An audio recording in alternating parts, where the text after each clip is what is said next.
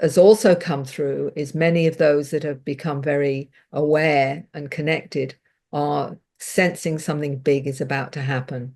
There's a real sense of anticipation, some with anxiety, some with anticipation, saying, I feel something big is ahead and that I've got to be prepared and I've got to be ready for it.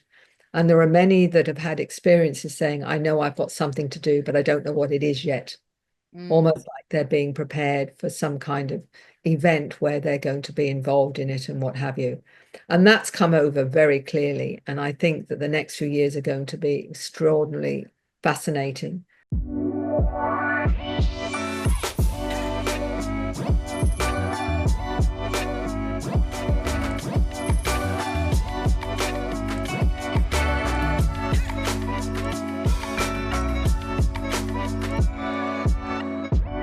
Hi, everyone, and welcome to today's episode of First Contact. Today, we have a very, very special guest. This is another fellow person from down under. So as you guys know, I'm in Australia, and so is Mary Rodwell. Mary Rodwell is a pioneering researcher, author, and hypnotherapist specializing in extraterrestrial contact, multidimensional consciousness, and the transformative experiences of star children and contactees worldwide. She had a background in nursing, and through some of the experiences with her clients, it led her on this journey of exploring this multidimensional realm. So, Mary, welcome to the show, and I'm so excited for this conversation that we're going to have today. Oh, thank you, Eesha, and thank you for inviting me. It's a pleasure. Of course, I've actually been trying to get you on for a while, so I'm just so happy to have this chat with you. Mary, I would love to get started with a little bit of your background and how you first got started. So tell us about the personal experiences that you had that led you into this pathway of exploring this multidimensional consciousness and contact-related work. Well, I'll be as brief as I can be, just to say that I suppose I've always been a bit of a seeker of truth, right from a small child, always wanting to understand why we're here, what it's all about. I went through a very traditional route in healing, nursing, and then midwifery. But once I had my family, I got invited to learn counseling. And I did this in a medical practice in England for a while. And that gave me a real understanding of what's behind illness when you're looking at the psycho-spiritual side of people's experiences.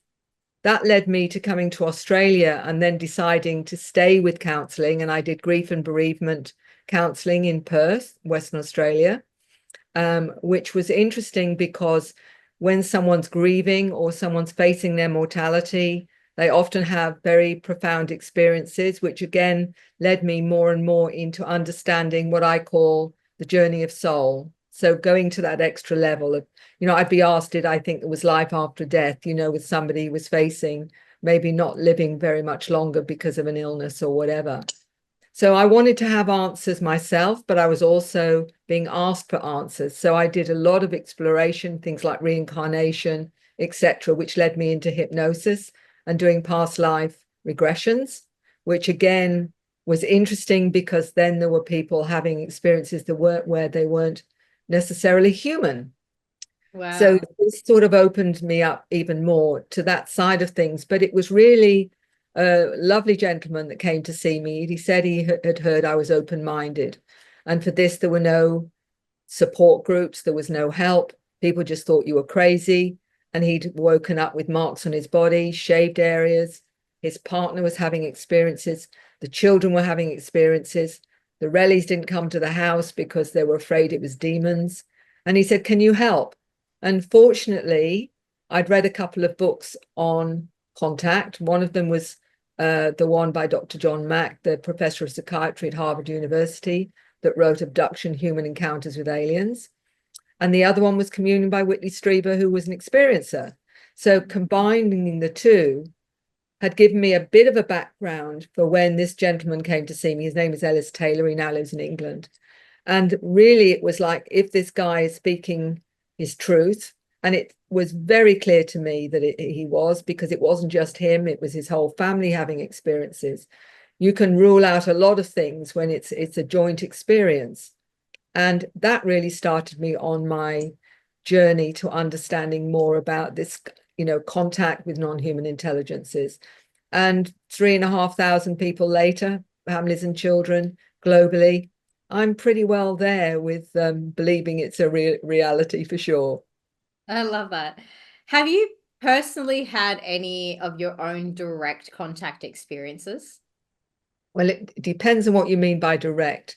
There are lots of people that remember being on spacecraft, having missing time, waking up with marks on the body, this kind of thing. I've not had any of that.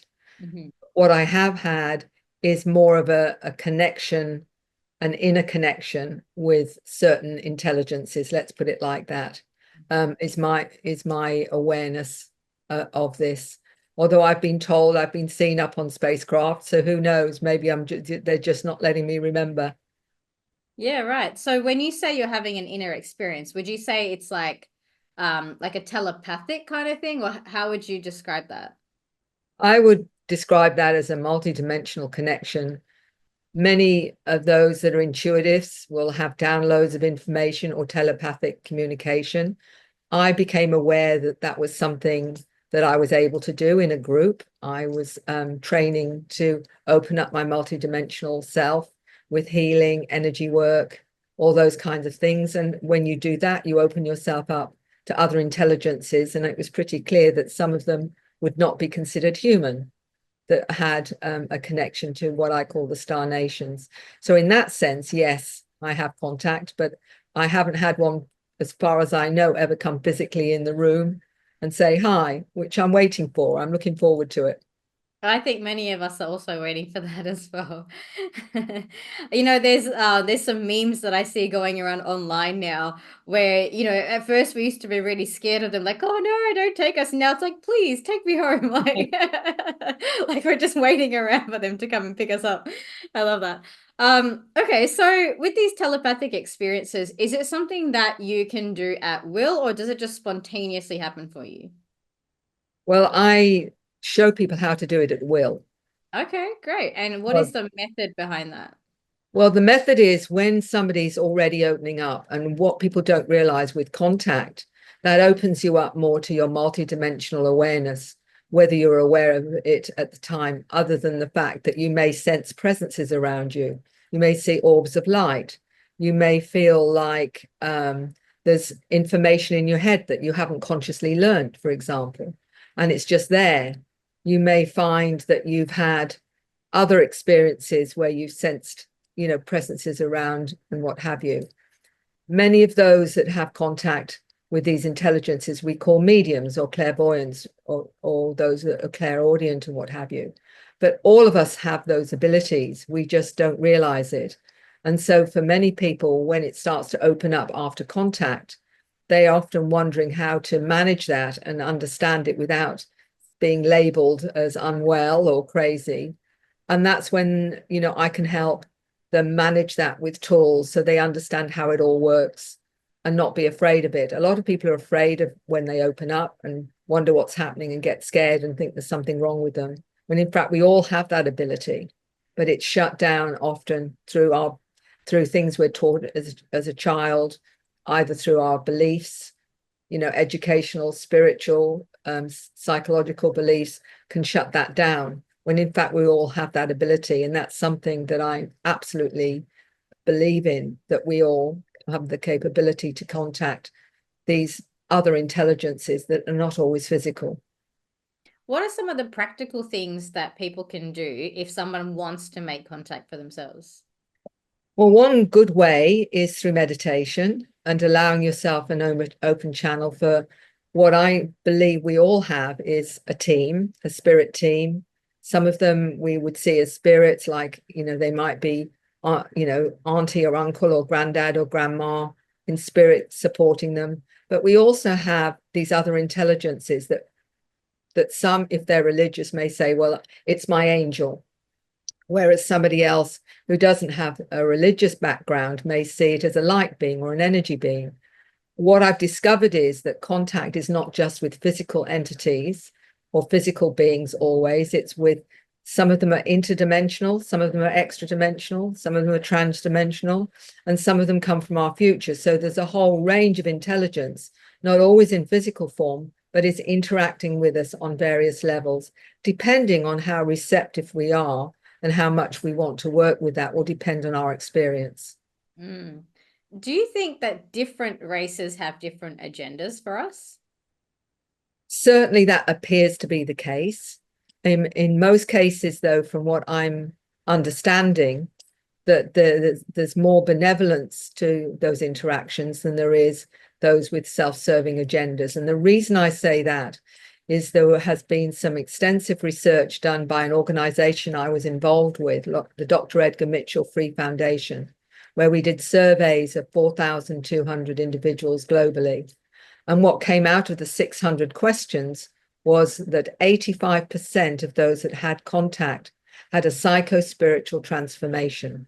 In other words, it completely changed the way they looked at life in terms of a more holistic way of looking at life, certainly less materialistic, more ecologically focused. Many of them got involved in healing and connection to, and a deeper connection to the planet and to the animals and the plants. So it completely changed their perspective after contact in a very benevolent way. So I do believe that most of the intelligences we're interacting with have that benevolent agenda. Right. And I know you do a bit of work in research with the DNA side of things as well. One of the very commonly reported phenomena is when somebody has one contact experience, whether it be intentional or unintentional, it seems to snowball into now a series of experiences. So do you think that in that initial contact experience, there's a shift happening at that DNA level that then facilitates more contact? That's an interesting one. What I've discovered is that if someone contacts me, no matter what age they are when they contact me, from teenage right through to 60s and up to 80s or whatever, often we discover they've been having interactions right from a small child. Right. And when I've worked with hypnosis, often I will ask the superconscious self to take them to their very first contact, and they'll take them through to 2 years old or whatever. But what is important with that is often when they're in the experience, I will often say to them, have you on any level consented to this experience? Because that's really important for a lot of people to know whether or not that's been agreed upon. And many of them will say, yes, but before I came here. So in other words, as a soul, they've consented. And that, of course, changes everything, because this is what I'm finding with a lot of the star children is they're very aware of their previous incarnations and why they've chosen to incarnate at this time on planet Earth. Right. So do you think that because of this whole consent thing, do you think that some people are just destined to have contact experience and there are some people on Earth that are simply just not going to have them in this lifetime? I think that it really is in terms of the soul agenda.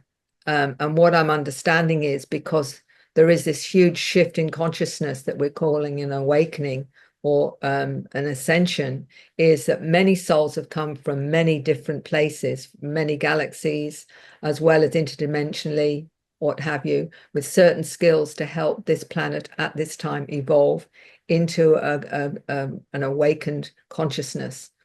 And they've all agreed to do that.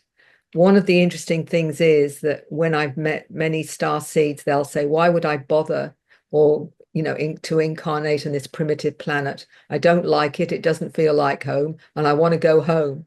And I'll say to them, well, where is home? And it certainly isn't Earth. It's often another star system or whatever.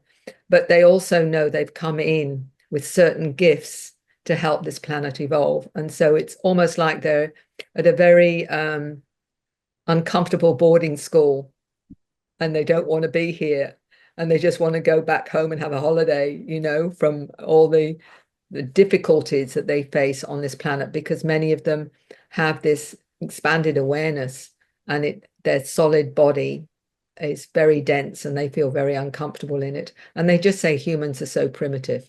And that's what I'm getting from many of the star seeds that are awake. Have you personally felt that experience yourself? I haven't found it. I found certain things difficult in terms of understanding man's inhumanity to man. I've never really fully understand how a human being can treat some other human being in some of the ways that, happens on this planet, the torture, this kind of thing, the ways that you hear about that's been happening for thousands of years in the cruelty. I found that really very difficult to deal with. Cruelty not just to humans, of course, but to the animals and everything else as well on the planet. I think that sort of indicates that this isn't my natural state, to be in a place where I don't understand that. So for me, part of what is important to me is assisting those to find their own truth around this and to take them out of that negativity that we're seeing so much, because everybody's so scared and in such fear here. Yeah, that's beautiful. Thanks for sharing that. For me, I can also relate to that experience that many starseeds have. And I went through quite a big awakening myself many years ago. And I remember just actually pre awakening, I was quite depressed. And I remember the thought going through my head, I want to go home, I want to go home, I want to go home. But I had no idea where it was coming from, and I didn't know what home meant. So when you say that, I can so deeply relate to the experience that you're speaking about. And also, for those that are listening, our beautiful audience who are tuning in, I also want to share that there is a light at the end of the tunnel, right? I'm sure you know this, Mary. I'm sure you've guided so many people through this, that if people are having that experience right now and they're feeling that density, there is a way to lift and really see things from a different perspective. I mean, the thing that really helped me was realizing that this lifetime is temporary. I did Yeah. agree to this. I think that was really important in that Yeah. awareness, is that I did agree to this. There was a reason why I agreed to this. And when I remembered all of that, I realized, okay, I'm here to do a job. I'm happy to be here. I love Gaia so much. It's so beautiful. And it just gave me that sense of perspective. I was able to step back from all the challenges in my life and say, okay, actually, it's okay. And then even, moving further down the track, it went from this is okay to, wow, this is actually really fun. Life can be really fun. Like I've gone full, 180 from life is depressing and too dense to, oh my God, this is the only place we get to experience certain things. This is incredible. I never want to leave, So I want to send that message out to the people who are tuning in today as well, and just let them know that if they are experiencing that struggle, of course they can go to people like yourself, Mary. I believe you offer counseling, right? For people who are experiencers. And just know that there's a light. It gets beautiful. There is a beautiful way that you can experience this. I think that's very well said, Eesha. And for me, it's about understanding we've undertaken this journey on this planet for very important, profound reasons, that we're at such a crucial point in our evolution here. To be part of that experience of the human shift into a higher consciousness is really a gift in terms of, I think, as a soul, to have the opportunity to be part of it and experience it, I think is something that's very, very exciting. I wholeheartedly agree. And I know you do a lot of work with star seeds and the star children. I'm guessing you're familiar with Dolores Cannon's work, right? Through the quantum hypnosis and that. Well, she was a good friend, actually. She used to come when I was in Perth, and I lived in Goodsbury Hill in Perth. She came and spoke at my house to experiences a number of times, and we actually spoke at similar conferences. So I knew Dolores extremely well, and it was really difficult for me when I heard that she was no longer with us. But her work goes on through her daughter Julia and whatever, and she did so much to enlighten people and help them to see a bigger picture. An amazing lady. Thank you. Wow, that's beautiful. Yeah. I actually experienced one of her sessions, not directly through Dolores, but through someone who she trained. And I think, it's one of those really big opening experiences. If you've never experienced any sort of hypnosis, regression, or anything like that, and then you step out and you connect to, as you call it, the superconscious, or I called it my higher self, and having that experience, it can be quite it can take a bit of integration, to sort of realize that there's more to the physical body. There's more to just this experience that we're having. There's more than just this lifetime. There's maybe many lifetimes, not just on Earth, but other dimensions, other realms. How do you make sense of all of that? Like, for someone who's maybe just at that earlier stages of awakening, and maybe they've just acknowledged the fact that maybe they're a star seed, or they are one of these star children, what advice can you give them to help them to really integrate that into their beingness? Well, I think it's a journey. And I think everyone's at a different place in terms of their understanding and awareness. A lot depends on what beliefs they have and what have you. So for me, I work with people from the place they're at.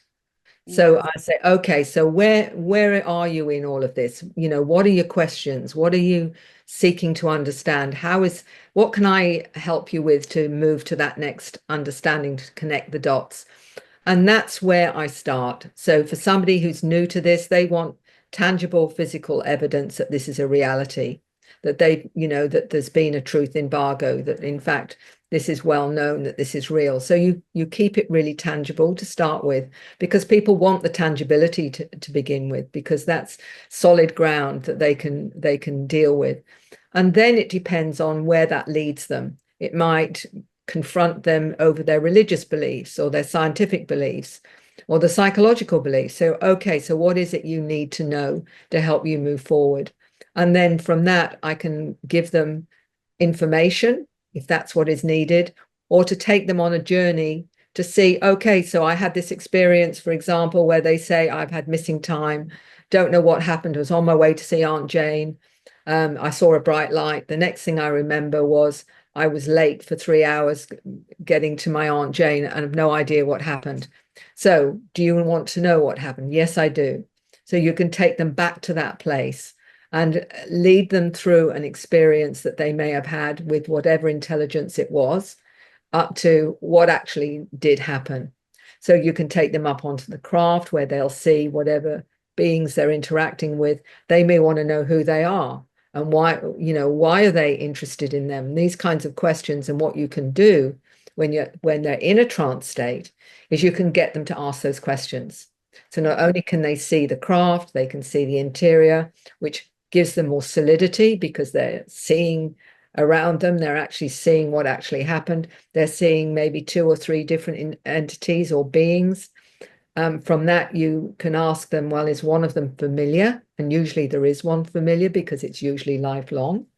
So they'll say, well, the one to the side is the one that feels familiar to me. Well, ask them how many times they picked you up, and they'll reel off 3, 5, 10, whatever.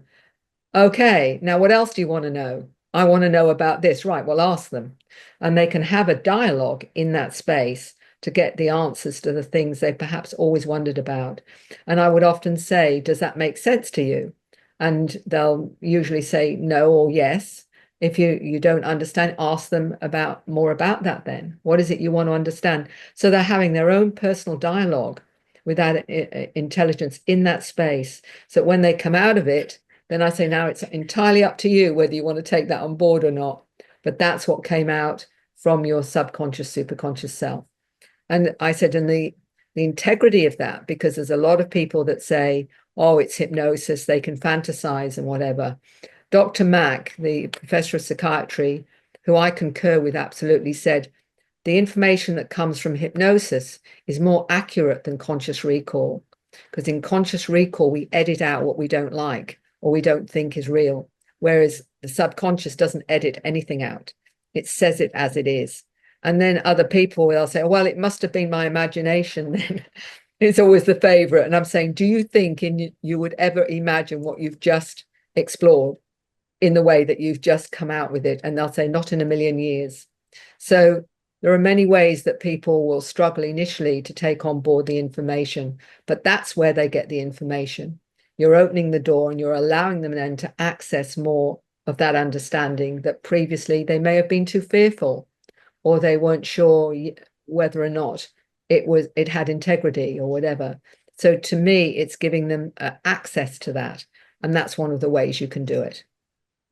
That's really cool. I love that. And I think, some people want that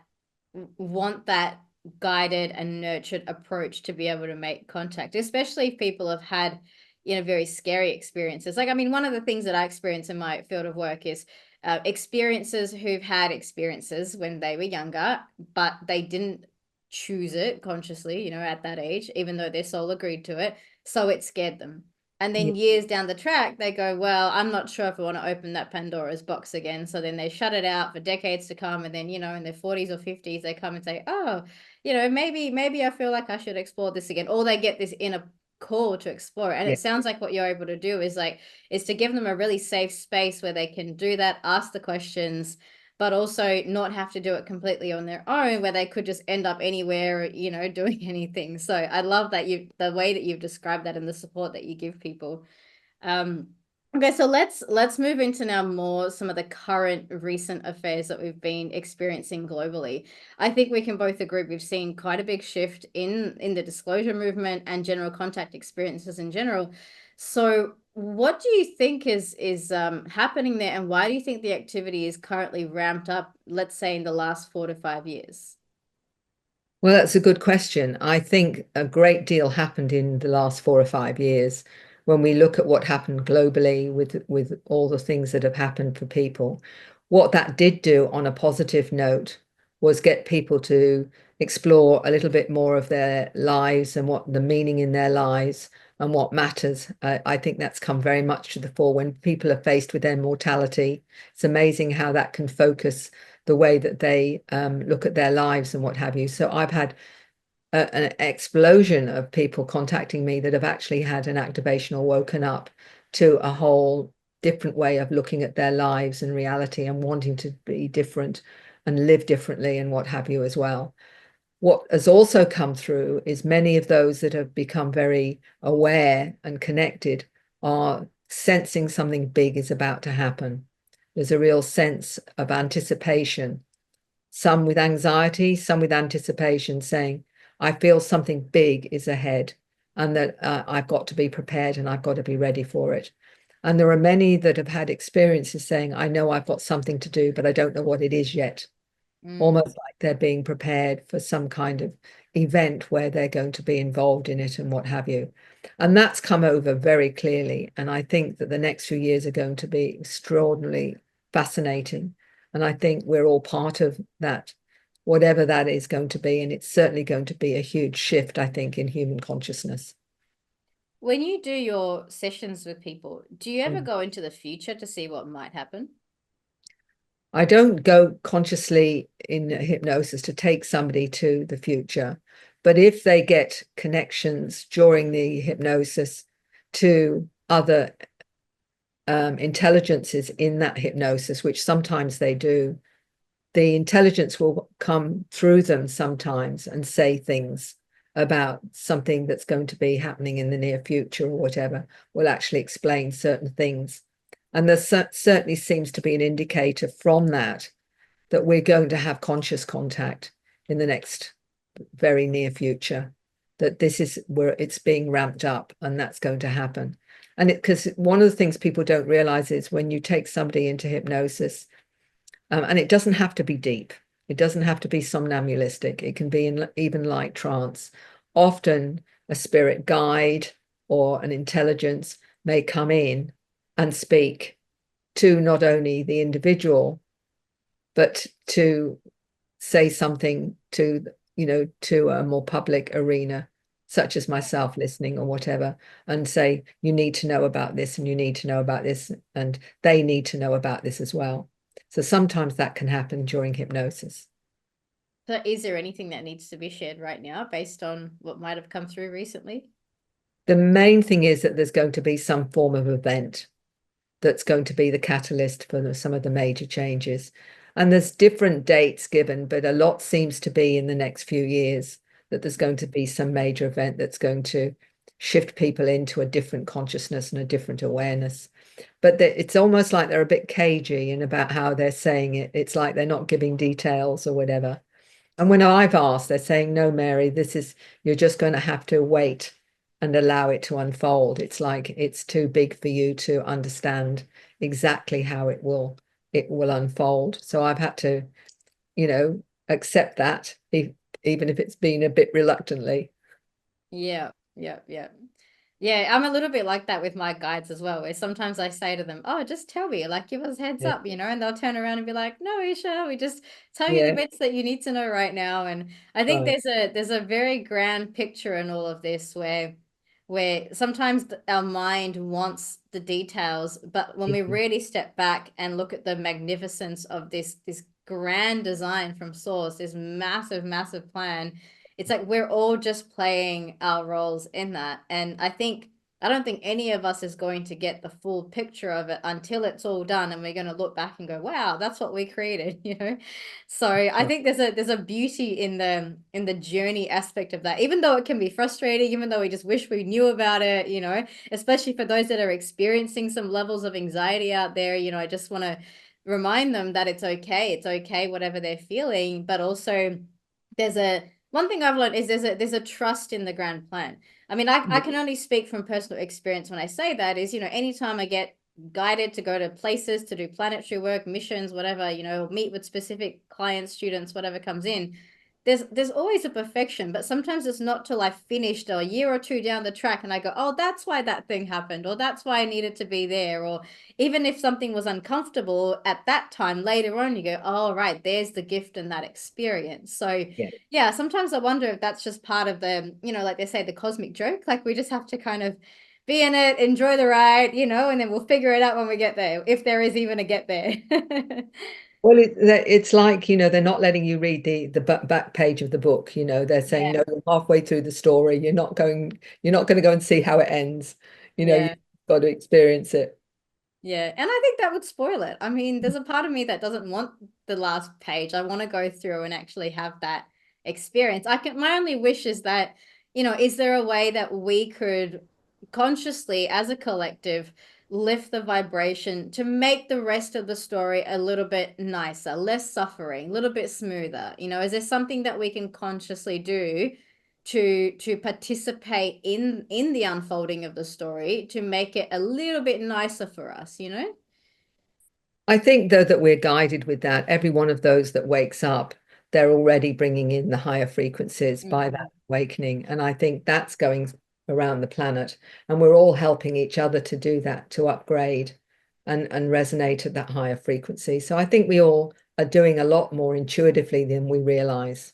Yeah, beautifully said. I love that. It's such a great reminder as well. Mm. Sometimes we think we're just sitting here and then there could be streams of light anchoring through that we just don't even know about. So Absolutely. with what's happening, I mean, a lot of people are saying, you know, specifically between 2025 and 2027. What do you think it, I mean, we can speculate on this, but like, what kind of experience or event do you think it is going to be? And do you think it's going to be a positive experience as we move forward? I mean, you've only spoken about it so far as an event. So what kind of Yeah. event are we talking about here? Well, I think we've got several sources of information, and some are talking about a false flag where there's going to be deception by certain deep state organizations to scare us all from. And I think there's certainly an agenda they have in the way that they want to encourage disclosure and whatever. And it's not necessarily we can trust anything. And I think there's certainly that as one option. But I think our star family are very, very smart.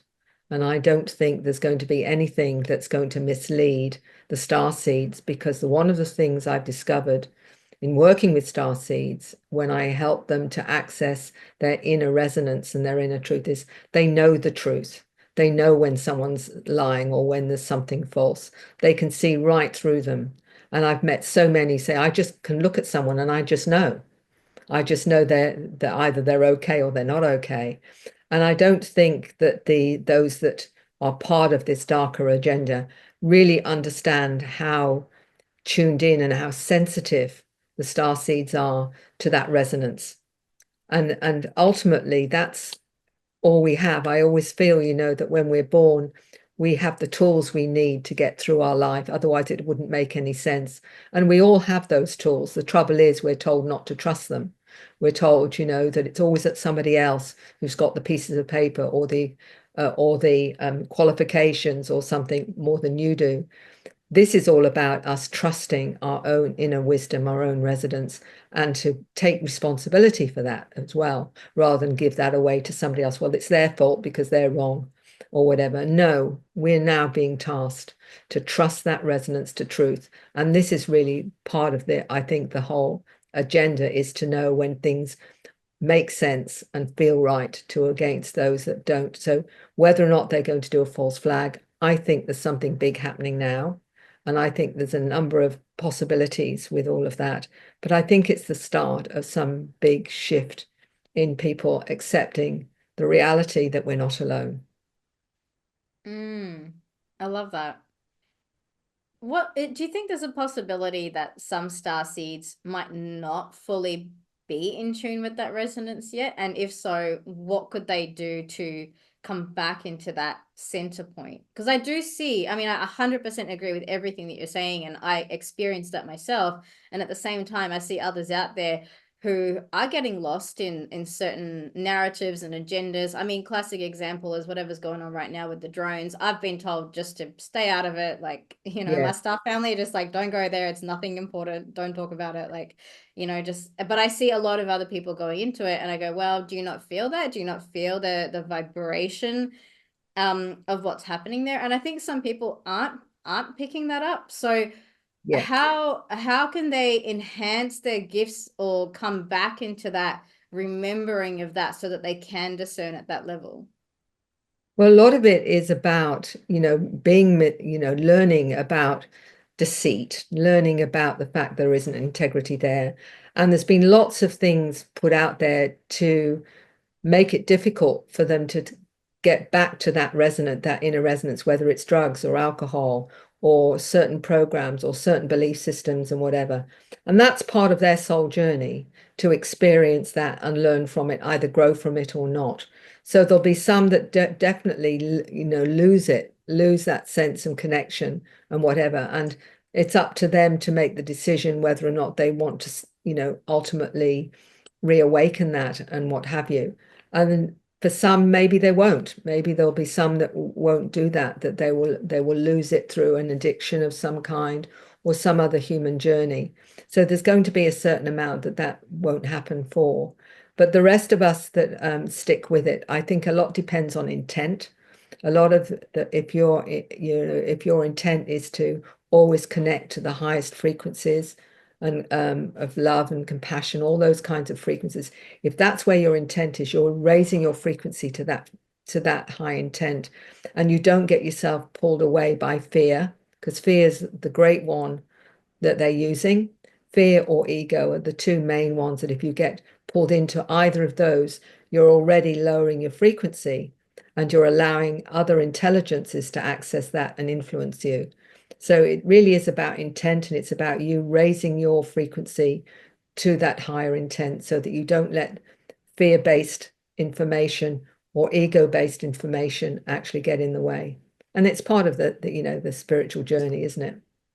Oh, absolutely. I think so many people are on that pathway right now of trying to figure out, is this coming from love? Is my ego in the way? Is it coming from fear? And I think if anything, if there's a key takeaway in this segment of the conversation, it's take a moment to discern. Don't just take everything at face value. If something's on the news or whatever news stuff is cropping up in the UFO side of things or the disclosure side of things, like I think there's just been a lot in the media in general. Like there was stuff in Miami with some beings, like just a lot of things where I went, no, you know what, that doesn't feel right to me. That doesn't feel vibrationally like I need to put my energy into that. And I think it's important for people to take that moment and just pause and feel and practice that discernment. That's how we learn, right? You practice that discernment. Is it coming from love? Is it coming from fear? Is it coming from ego? Can I trust this information?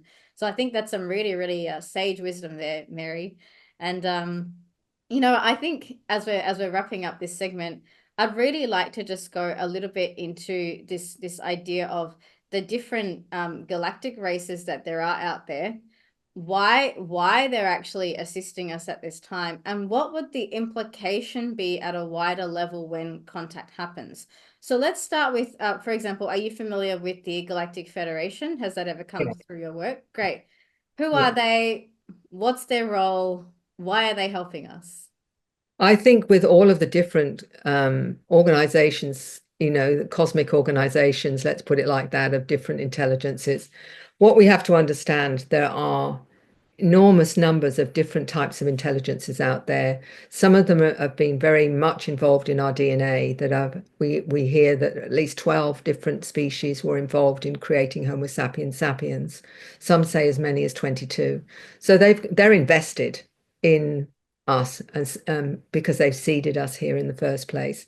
But we have many, many different types of visitors. And to give you an example of that, there's a family in Australia, for example, where the whole family are all having experiences. All of them are drawing the beings that they're seeing. And there's a young lady, Gigi, who's she's more than 17 now. She's drawn about 250 different types of beings that she's interacted with and seen. So we're talking about big numbers of different intelligences that are involved in either interested in what we're doing as a planet, knowing that we're at a crucial point, but others that are involved on a genetic level and spiritual level with humanity. What we also have to realize, the souls that have incarnated have come in from all over the galaxies, including interdimensionally and other frequencies. So we're not just talking about physical ETs now, we're talking about souls that have come from other frequencies, other dimensions and whatever. So we've got this collection of various organizations, for want of a better word, or confederations of intelligences that are involved in this wonderful shift that's happening on planet Earth at the moment. So, we hear about the Pleiadians, the Arcturians, the Andromedans, Lyrans, and Syrians, and whatever. But when I'm working with someone and I ask when they're in trance, what is the star system that you're most connected to this time? And some of them will say, it's not here. There's no name for it because it's somewhere else. So what we're looking at is a enormous number of various intelligences, both physical and non-physical, that are interacting with this planet right now and with their own connections, soul connections to them, that are helping this planet at this point in evolution. So it's not just a few here and there, it's actually many, many different intelligences, many different species. Why do you think they want to help us? Because it's all about raising consciousness in everything that, when you ask us, when I've worked with people in past lives or in between lives, where I will say to them in that life that they've just revisited and they've come out of that life, I'll say to them, what did you learn in that life? And they may say, well, I learned about compassion, I learned about limits, I learned about whatever. But they say, I might not have done so well in this particular area, so next time I'm going to focus on that. It's all about a soul's wishing to experience, to learn, and to grow through all different ranges of experience. And every one of our souls is doing that. This is we're incarnating to this planet now as a soul adventure, a human adventure. We've decided we're going to see what it's like to be physical and experience that and learn and grow from it. But I believe the soul has orchestrated everything that we experience in our lives, including choosing our parents and our siblings for lessons to grow from. Yeah, beautiful. Do you think each planet or even each dimension has specific themes? Like, for example, all the people coming to Earth, do you think there's a range of themes that they would come here to experience? Yes, absolutely. I mean, it's the density of learning what it's like to be very physical and the challenges that come with that. I always remember a young lady who called herself a dual consciousness, part human, part ET. And I said, did you consent to all of what you've experienced? Because it had been quite difficult for her. She said, my ET self was fine with it, but my human self didn't realize it was going to be so hard. So she was in this kind of conflict between that other part of her that was, yeah, quite okay, but the human, no, this is not cool. Yeah. That's very understandable. Do you think some of the souls for this specific place and time have come in more from that perspective of like being here to assist rather than coming in for maybe their own experience of density? Or do you think everyone who's on planet Earth right now is here to experience the density? I think that the soul may have several agendas. One of them may be actually to experience it, but many of them have come in with this sense of mission and purpose, that they've got a job to do. And the reason they've incarnated is because they have a certain ability that's needed on the planet. And so they've volunteered, they call them the volunteers. They volunteered to come in knowing it was going to be difficult, but it's something they wanted to do to assist this planet to evolve. So that sense of mission is very classic to the star seed. Mm. So what is the overarching mission of the star seeds in this moment in time? The overarching mission is to assist this planet in this major shift in consciousness, whether you call that the awakening, and it's a huge shift in the evolution of the species in terms of higher consciousness, and this is really why it's so significant that we're having so many star seeds on the planet right now. Mm.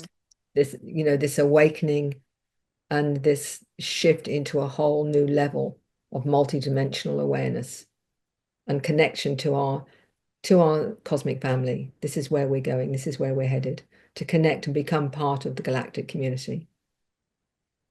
So here's a bit of a hypothetical, right? So let's just assume that every soul already at a soul level has every experience already. So like I believe that souls, we at some level we already know everything, we've experienced everything. When we go outside of time and space, we have every experience already available to us. So when we go into, for example, physicality, density, or into a very fine-tuned focus in a specific lifetime, we're kind of experiencing something that on some level we already know. I mean, the soul has to have known that to be able to plan everything out and have that trajectory, right? So is there a bigger why, or is it just that we're here to have the experience of ascension as a collective, and then we're all going to go home and then maybe do it again on another planet just for the fun of it? Or is there like a bigger why, or like some big critical reason why this needs to happen right now, other than let's just have the experience of it? I don't think I've got the answer to that. I've often wondered, about this, and I think of Star Trek and the what they had was the holodeck, where they'd go into the holodeck on Star Trek and they would create a certain time in human history or history and say, I'm going to go on to and experience that of the 1930s, the 1940s. We could be creators of our own experience on this planet in the way that we're doing it, as far as I know. I don't know, to be honest. My sense is that despite the fact that we have a knowing about more of the greater reality and whatever, the individual experience that we have is always unique. Because let me give you an example. As a nurse, I could give you countless examples of people who have an appendectomy, for example. Each one of them having the appendectomy will have a different experience of that appendectomy. Right. Some it will be really traumatic, others it was a breeze, and others, whatever. We all will experience it differently. Just like if you've got a car accident and you've got a number of people watching that car accident, everyone is going to experience or see that car accident in a different way to the other. And I think that's what it is. It's a very unique perspective every time that we experience something to us. That's really cool. Yeah, I love that. That's a really great response. And it's something that fascinates me. I mean, we're getting very expansive here in this conversation, but these are the questions that I ask myself all the time. Like, is there a bigger why? Because so far I only have it from my perspective, and I know why I'm here. I recall very distinctly the moment where that call went out to the universe and Gaia said, "Come to Earth, we're ascending," and I was like, "Yes, let's do it." And I remember that excitement and that place of love that I decided to be here. And I wonder if others did it for the same reason, or everyone's got different reasons. So these are the kinds of questions that I ask myself. And maybe at some point when we are operating in that more sort of fifth dimensional unified field consciousness, maybe we will have a greater understanding to be able to see the unique perspective, but maybe also widen that lens to understand the greater perspective from others as well. So it's just something I look forward to. Maybe we'll get to have that one day. Absolutely. So, Mary, it's been absolutely wonderful, this conversation that we're sharing. Now, is there anything you would like to share before we wrap up today? And tell us also about any upcoming projects, books, or anything you'd like to share about that. Oh, look, in terms of if anyone wants to contact me for any reason because they think they're having experiences and would like to know a little bit more about what's going on for them, they can always contact me through my website, which is discern.com.au. I am doing a presentation for Portal to Ascension next month on star children and their connections to past lives. But other than that, I would just like to say you're all here because you've chosen to be. You're all here with special, unique gifts. Enjoy this journey because this is why we incarnated in the first place, is to enjoy it and not be fearful of it because you're all amazing avatars. That's so beautiful. Thank you, Mary. It's been an amazing conversation. And to our listeners and viewers, thanks for joining us as always on First Contact. Make sure you check out Mary's links in the show notes before and reach out if you're struggling, if you need support, or if you simply want to find your soul family. Reach out and get connected to people like myself or Mary because we're here to support you on your journey. Thanks, Mary. It's been an amazing chat today. Okay. Thank you very much, Eesha. It's been a pleasure.